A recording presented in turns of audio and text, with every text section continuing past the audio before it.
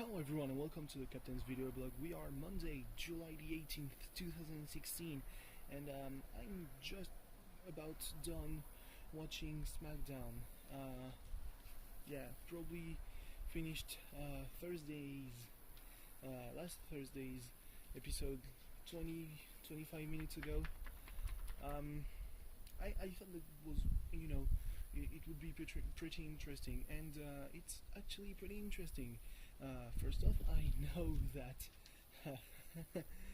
fuck's sake, Charlotte isn't defending her title at Battleground, which means that, the fight between Kane and The Miz at Raw like 3 weeks ago or something like that, because The Miz has to defend his title every 30 days or so.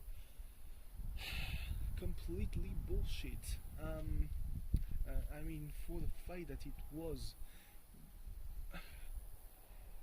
if you had to have filler in your Raw episodes, you could have picked a better fight.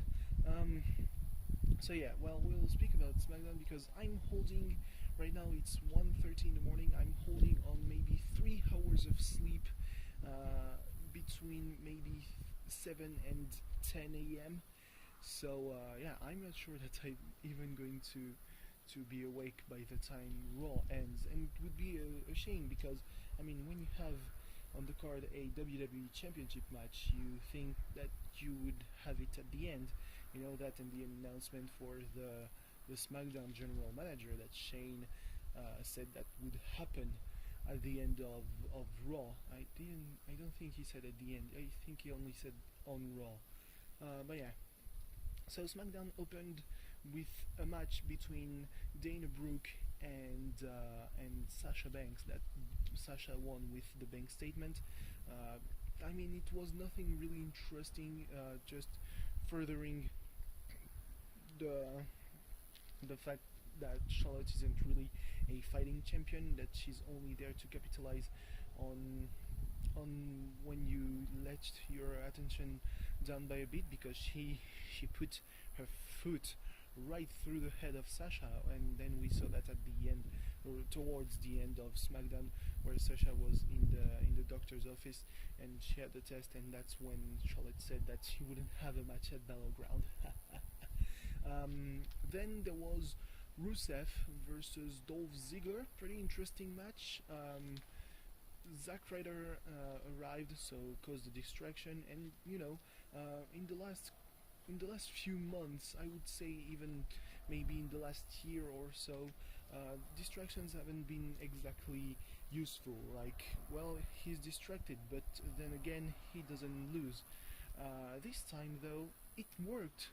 Rusev lost to Dolph Ziggler thanks to a distraction by Zack Ryder. And that is despite the fact that Rusev literally catapulted Ziggler speared Ryder thanks to Rusev.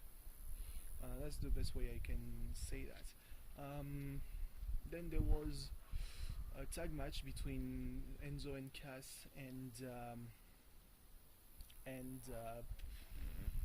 AJ Styles and Carl Anderson, with Enzo saying that maybe the club aren't really too sweet, it's just that after a while salt looks like sugar, and actually the club are salty as fuck and whatnot.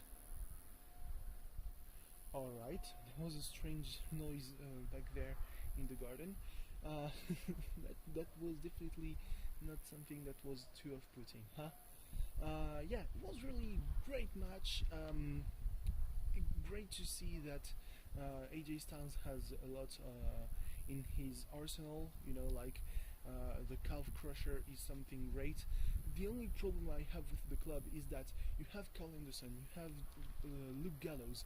They are huge men, and despite that, they are barely able to do anything when a guy like John Cena comes and runs through them. That's kind of sad, that undermines pretty much everything about them. They're supposed to be one of the greatest teams in New Japan, except they are not that successful when you compare to other teams from the past. But yeah, you could say that they are among the most successful gaijin teams in New Japan history. That wouldn't be wrong. Would be pretty right actually. Uh, anyway, so it was a very interesting match. Carl Anderson has some very innovative offense on his own, and on a tag team. In a tag team, he's much better with Luke Gallows than with AJ Styles, and that is because AJ Styles was, when he joined the Bullet Club, at first he was some kind of lone wolf, not siding with either really New Japan, the faces, or the Bullet Club. And then when he joined Bullet Club, he was still, kind of fighting on his own, despite the fact that Tama Tonga and Bad Luck Fale and everyone was there in his corner. So yeah. Speaking about Bullet Club, I just realized. It's not really that I realized. Like, it's really strange to me that Camacho is part of the Bullet Club. And it's strange because you know him as Camacho, but he's really a Samoan or Tongan Polynesian wrestler. So it's just fitting that he would join his brother in the Bullet Club, because he's the brother of Tama Tonga. Then there was,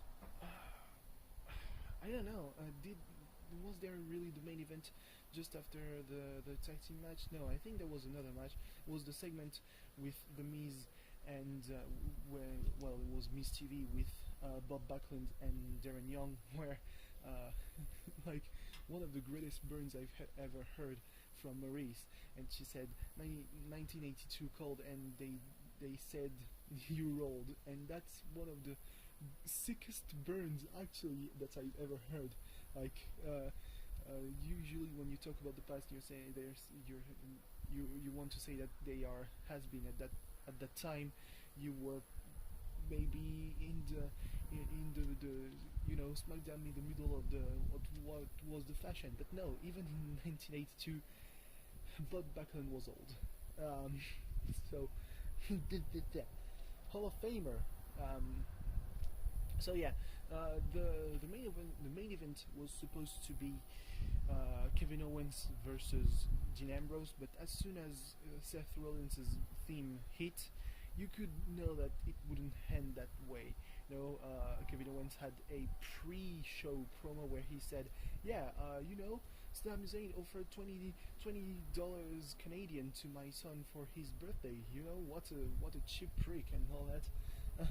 So obviously you cannot have some kind of setup like that and not capitalize on it. So Seth Rollins came out. He was sitting on commentary, and pretty soon after, it just went to shit. And Sami Zayn arrived, and boom, you have a tag team match to top of Smackdown. Good to know that we're going back to usual Smackdown main events with tag matches, because The Undertaker is not there, so you cannot go one-on-one with The Undertaker. It was a really great match. Both sides had a lot of really good offense. Still a bit mad about the clothesline, that lariat of Dean Ambrose, because at one point you gotta think that it's overdone. Like, he only does it once in a fight nowadays, but when you've seen him for 4 years almost, you know that he's gonna do it. But it's not, as much as maybe 2014, 2015, when he would do it 2 or 3 times in a 5 or 10 minute match, and you're like, whoa, wait, that's the stuff of overdose. So yeah, then there was that part where everyone was getting really intense and finishers hit one after the other, and Seth Rollins and Kevin Owens won because Owens helped Rollins dodge the hell of a kick, and then there was the pedigree, and boom, there you have it. Nice setup for Monday. So for about half an hour from now, maybe even 10 to 15 minutes. Um, yeah, so, but the fact of the matter is, when you put your hand to it, you can do stuff, because I watched a lot of anime and I'm really glad that I've been able to do it in just a matter of an hour and a half, which is something that usually I cannot accomplish. I topped it off with ReZero, episode 15. Wow, it's just great. Yeah, and oh, how can I forget? Peter Sagan won his third stage on the Tour de France, and it's really quirky. Like, first stage he won, he thought he had been running for a third. Second stage he wins because he doesn't want Froome to win, and the third stage he wins is not in France. What a meme! But he's, one of the greatest riders currently in the circuit, like Philippe Gilbert was 10 years ago. But he doesn't get the recognition he's supposed to have, because Froome, Contador, and all that hogging the spotlight. That's sad. Tomorrow is a rest day, so nothing to talk about. Anyway, thanks for watching. See you tomorrow. Bye bye.